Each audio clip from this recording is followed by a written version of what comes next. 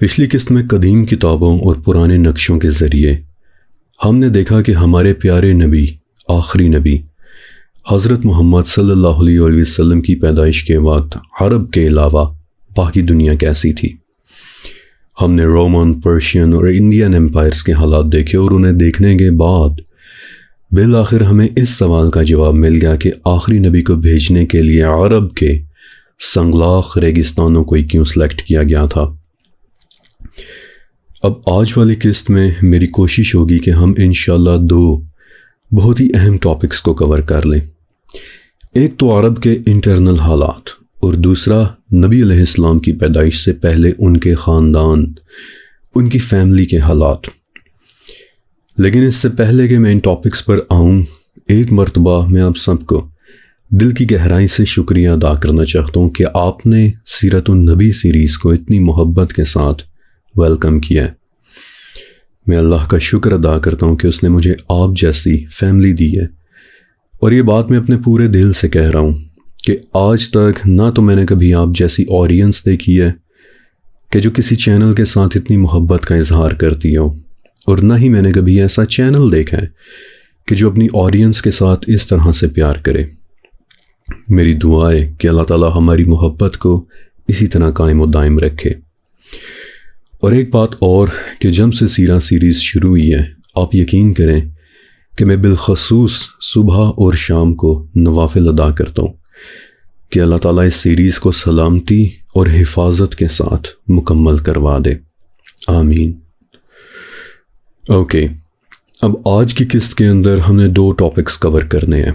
پہلا ٹاپک نبی علیہ السلام کی پیدائش کے زمانے یعنی 7ویں صدی کے عرب میں عرب کے اٹ سیلف کیا حالات تھے، عرب کے انٹرنل حالات کیسے تھے، یہ جاننا بہت ضروری ہے، کیونکہ صرف تبھی ہمیں اندازہ ہو سکے گا کہ نبوت کے اعلان کے بعد نبی علیہ السلام کے سامنے اچانک سے کتنے بڑے چیلنجز آ گئے تھے۔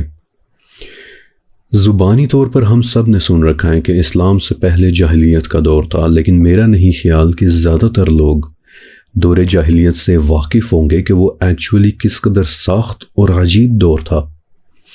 اور آپ دیکھیں گے کہ جن سخت حالات میں نبوت کا آغاز ہوا تھا، انہیں جاننے کے بعد آپ کے دل میں نبی علیہ السلام کی قدر اور عزت اچانک سے کئی گنا بڑھ جائے گی، کہ جو آفٹر آل اس پوری سیریز کا مقصد ہے۔ اور دوسرا ٹاپک نبی علیہ السلام کی فیملی ہے، یعنی قریش کا وہ گھرانہ کہ جہاں آپ علیہ السلام کی پیدائش ہوئی تھی۔ اوکے، اب سب سے پہلے عرب کے انٹرنل حالات۔ پچھلی قسط کے اندر میں نے آپ کو بتایا تھا کہ عرب فار دا لارجر پارٹ صرف ایک صحرا تھا، زیادہ تر سنگلاخ پہاڑ تھے، سوائے کھجور کے اور کچھ پیدا ہی نہیں ہوتا تھا۔ اس لیے کبھی بھی کسی بڑے ملک کے کسی بڑے بادشاہ کا عرب کو فتح کرنے کا دل ہی نہیں کیا، نہ ہی کبھی دوسرے ملکوں کے لوگ بڑی تعداد میں آ کر یہاں آباد ہوئے، اور نہ ہی عرب کی اوریجنل زبان خراب ہوئی۔ دیکھیں، کسی جگہ کی زبان تب بدلتی ہے کہ جب وہاں باہر کے لوگ آ کر رہنا شروع ہو جائیں، رائٹ؟ مثال کے طور پر آج کا UAE، دبئی میں اس وقت بہت ساری نیشنلٹیز کے لوگ رہ رہے ہیں، کہ جس کی وجہ سے اگر کبھی آپ دبئی جائیں تو آپ کو ایک مکس جیسی زبان سننے کو ملے گی، کہ جو نہ تو اردو ہوتی ہے، نہ ہی ہندی، اور نہ ہی صحیح طرح سے وہ عربی ہوتی ہے۔ لیکن 7ویں صدی کے عرب میں ایسا نہیں تھا۔ چند ایک قبیلوں کے علاوہ ان سنگلاخ پہاڑوں میں باہر سے کبھی کسی کا آ کر آباد ہونے کا دل ہی نہیں کیا، اور نہ ہی کبھی کسی بادشاہ نے ان صحراؤں کو فتح کرنے کی سوچی، کہ جس سے عرب میں رہنے والوں کو ایک بہت زبردست فائدہ ہو گیا، اور وہ یہ کہ عرب کی زبان ہمیشہ خالص عربی رہی۔ ان کی زبان میں باہر سے کوئی بھی لفظ آ کر شامل نہیں ہوا۔ کبھی کسی فورن لینگویج نے اس وقت کی عربی کو انفلوئنس ہی نہیں کیا۔ عربی ہمیشہ ایک خالص زبان رہی۔ اب ایسی ایک خالص زبان ہوتے ہوئے ایک چیز نے ضرور ڈیولپ ہونا تھا، شاعری نے۔ آج تک یہ بات انکلیئر ہے کہ یہ خالص عربی کا اثر تھا یا کیا، لیکن 7ویں صدی کے عربز شاعری میں بہت ایکسپرٹ تھے۔ کئی سو اشعار کے قصیدے لکھتے کہ جن میں ان کے بزرگوں کے نسب اور کارناموں کا بہت ذکر ہوتا تھا۔